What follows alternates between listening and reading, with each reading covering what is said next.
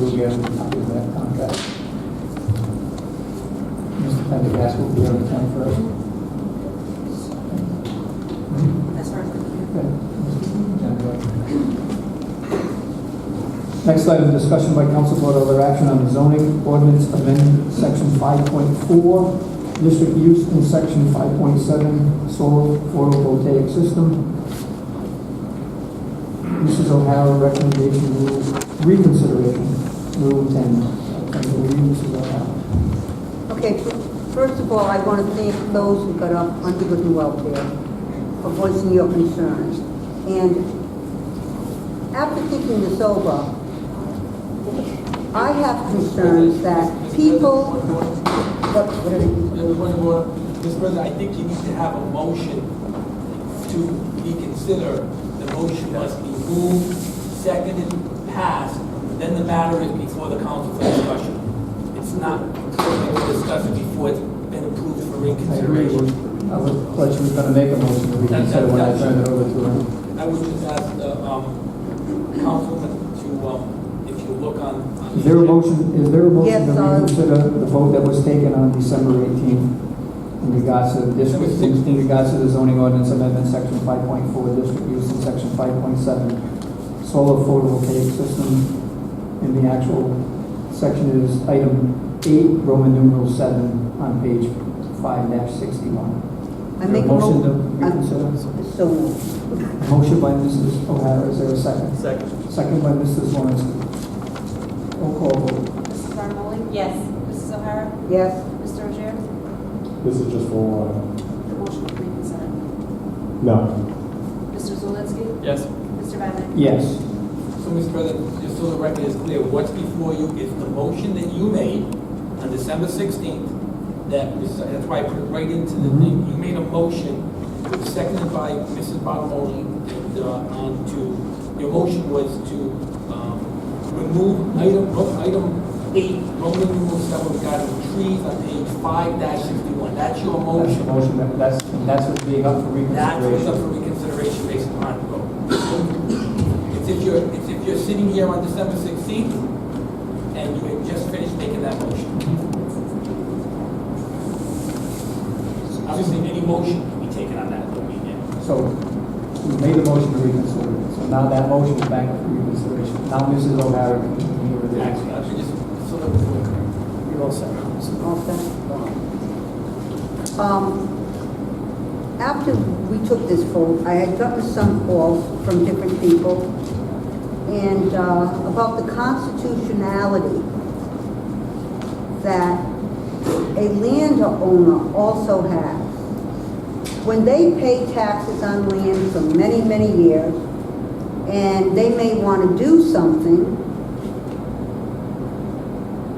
they find it very hard to say, you're going to come to me now and saying, I want to do something.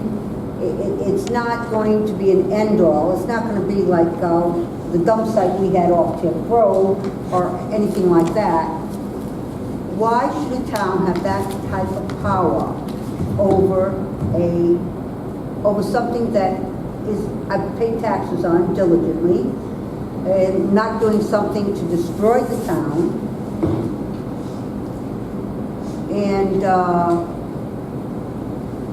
And it's not being done for everyone. If they, let's say, want to build houses, they can do it. But if you want to put solar in, you can't do it. What's the difference between the two of them, actually?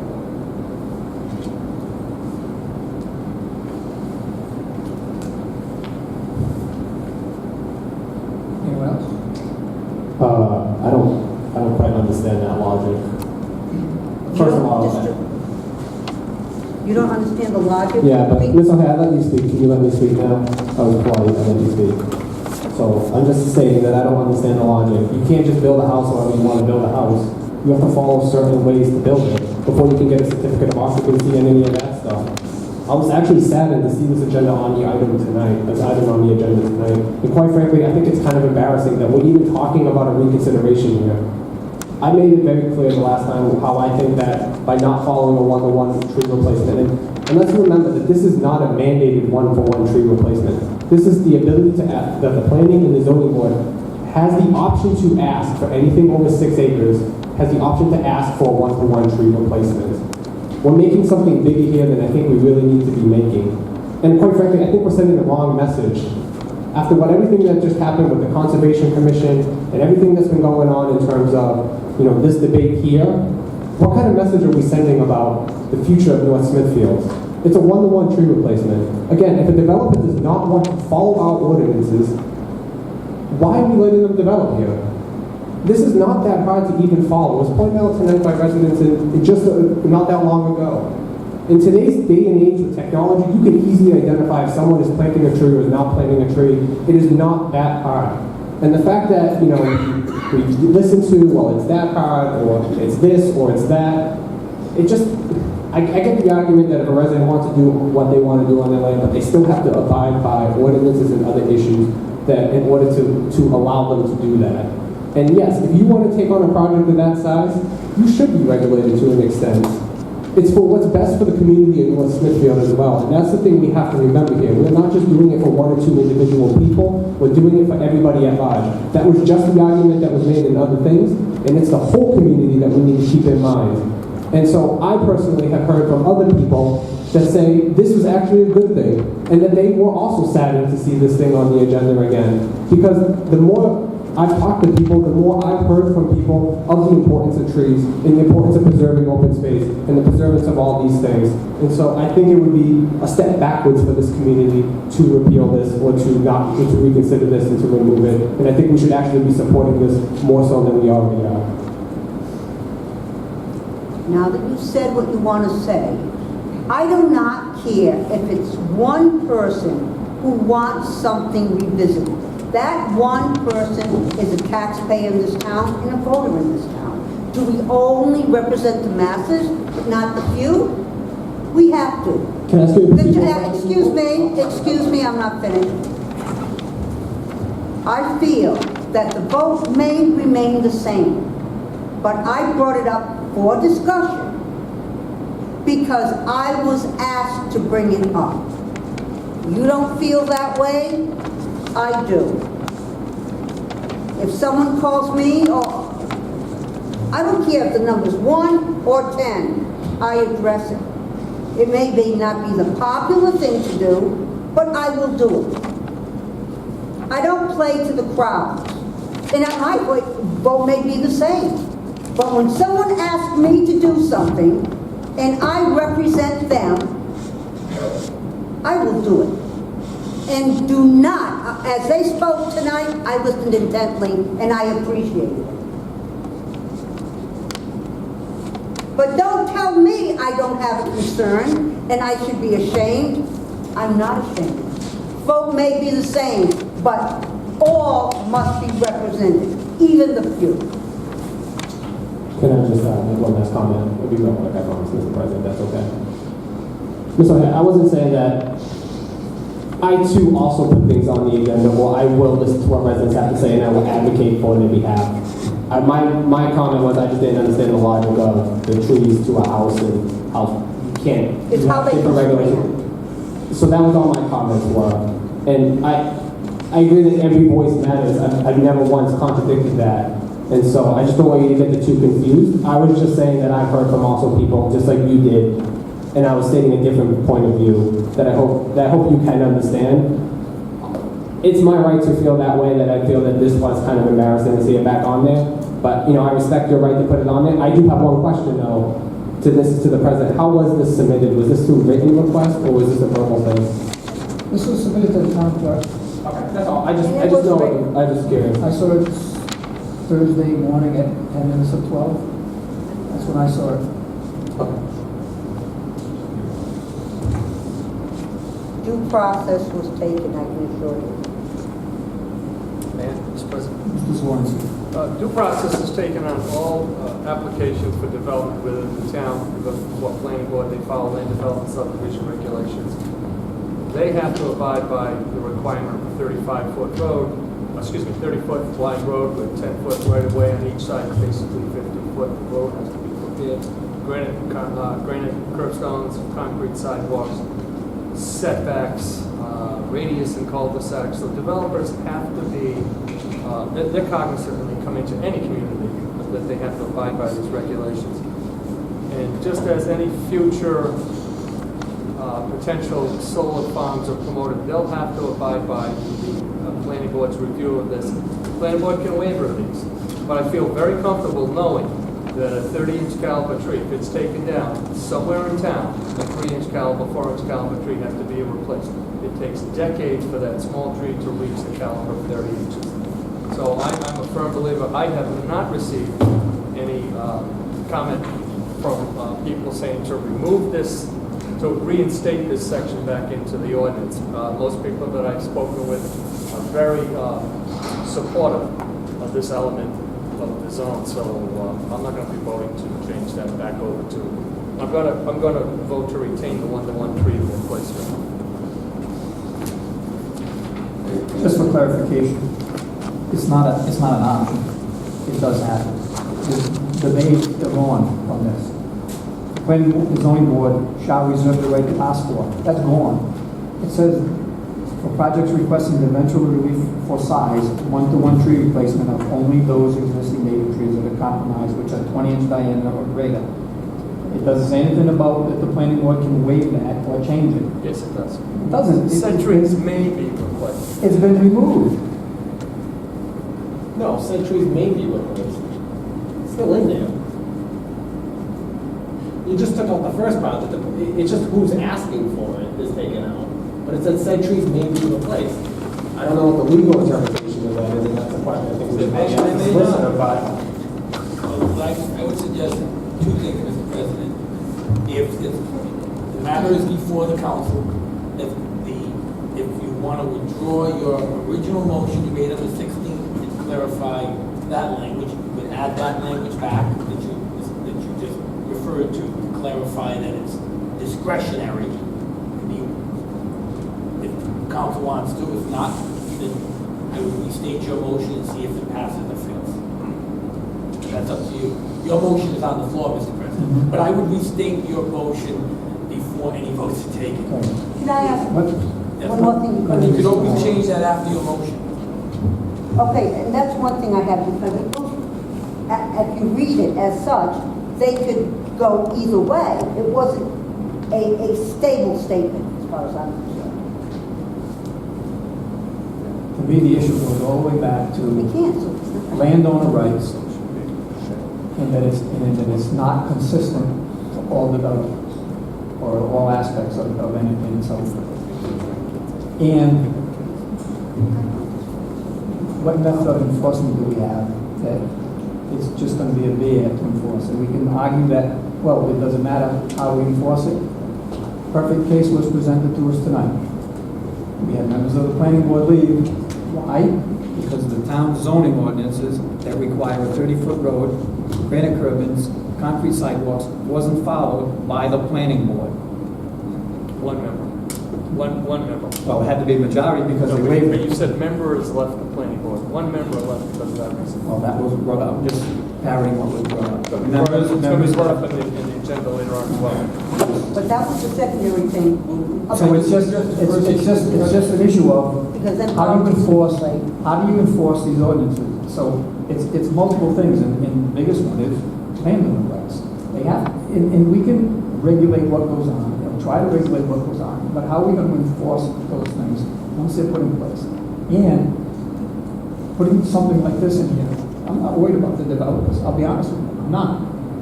And we had the discussion the last time. I spent over $1,700 trying to keep one tree such as this in my yard. So it's not that I don't see the value of trees or think that they're worth it, but they have to have landowner rights. And so that person has to have some say in what he does with his land. He could go in there and just cut down those size trees down to make firewood on his own. And then he could go in after the fact and come in with this and say, there's no trees that fit that size. So, to me, it's not a necessity to have a good ordinance for solar to control it. I don't think it's necessary. That's why I made that we remove that piece of it. because I just see it as being more of a hardship on the town than on the developers. Mr. President, I just wanted to make one point, if I could. With regard to whether or not it's discretionary or mandatory by the planning board based upon this language, I don't recall the conversation or the discussion back in December when that, or maybe meetings before that when that portion was taken out. But if that was a product or an element of any council member's vote, then we should clarify that issue tonight. That's just another. No, that was just part of the discussion. Okay. That was the discussion as we went through this, the public hearing, that was the discussion part of it, that I felt it was discretionary because we're not putting it on any, you know, that could come in and clear cut and put houses in, and that thing isn't in place, or they could come in and do a number of things, and it's not in place. And so that was part of my argument, that this thing needs to be, if you want to put something like this in, and you think that it's that important, it needs to be across the board, and not just in this ordinance. But I don't think it's necessary in this ordinance for this ordinance to be enforceable. I was going to say, but if there's any confusion in the council, after you handle the president's pending motion, you can have another motion to clarify that if it had anything to do with your original vote. That's my only point. Several council people seem to be indicating that they want this to be discretionary and not mandatory. They want it to be clear. So, That's not my intention. That's not my, I'm saying that it says that it is, and I just don't want it at all. Had it on the books. well, then, your motion is going to be restated in a moment, and then voted on, and this council wants to take any further action. It's a language. Any other discussion? So, but just so I'm following this, so this is, the language up here is discretionary. We go up to the planning board to review this and say, yes, we want trees. I think If I may it just- indicates that the trees will be replaced, but it's the may refers to the size of the trees, what I see. Okay. It's not that the trees will not be, I don't recall a discussion regarding the elimination of the planning and zoning board shall reserve the right to ask, I don't recall, but that was taken out to make it mandatory. I don't know whether it was here, there, it was taken out somewhere. It was never, It's stricken, Mr. President. right, the whole, the red line part? Right. Yeah, that, I Somebody's don't know from that. where that is. I don't either, I don't recall the My motion conversation. was to strike the whole piece. That's why all I'm saying to you. I think Your that motion needs to change, be I think dealt that with. change, and maybe Mr. Kravitz can weigh in on this, that came out after the few public hearings, and it went back to the planning board under review, and that may have been when that came out, before it got submitted back to us the last time. Yeah, that's correct. When it went back to the planning board elected to eliminate the text there where it says the planning and zoning board shall reserve the right to ask for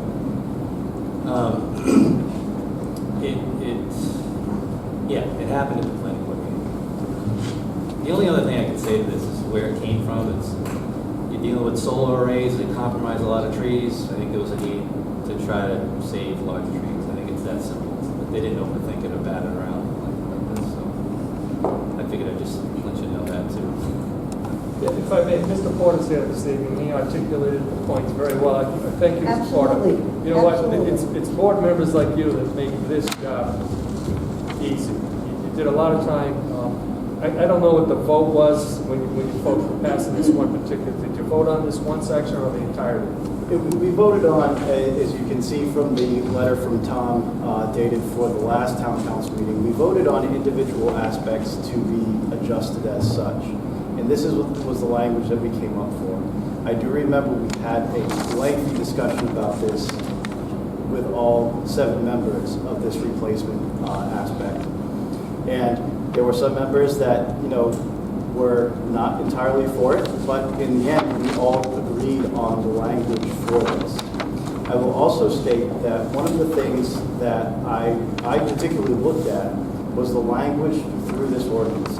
As an architect, I'm putting together project manuals, I'm putting together contracts. I look at the language to make sure contractors are doing things the way they should be doing them. So I made sure that we went through this entire ordinance to make sure the things that we wanted to happen said shall be fill in the blank, what needs to be done. and Shall be. That is the strongest legal wording that you can put into an ordinance to ensure that that gets done. The way that this is worded here, we remove the planning and zoning boards shall reserve the right to ask for, because the redundancy between the said trees may be replaced. As it's been brought up by the council, it's not a definitive requirement. It is for projects that are requesting dimensional relief, so that's outside the 6 acres, above and beyond the 6 acres. And that's really why we adjusted the language to that. It's not for every application. It's the minor land applications that we see, that's going to be under the 6 acres. So it's really, we were really identifying the effects that a large parcel of land that gets clear cut, and looking at the effects of that. As I said earlier in this meeting, during the public comment, trees play a very important role. And the other item that I outlined too is that these trees can be placed anywhere in the town. This means that if we have a project like Howell and we are making it into a senior center, we take those buildings down, half of our landscape budget is now cut in half because a project that's greater than 6 acres has now come forth and said, well, we're clearing these buildings down, so we need trees in place of them. That helps us out. That helps beautify a senior center in Howell. That brings trees in. So it's a part to be bargained with at the planning board when they come for their application. It's not you must replace every tree. It's going to become the landowner's responsibility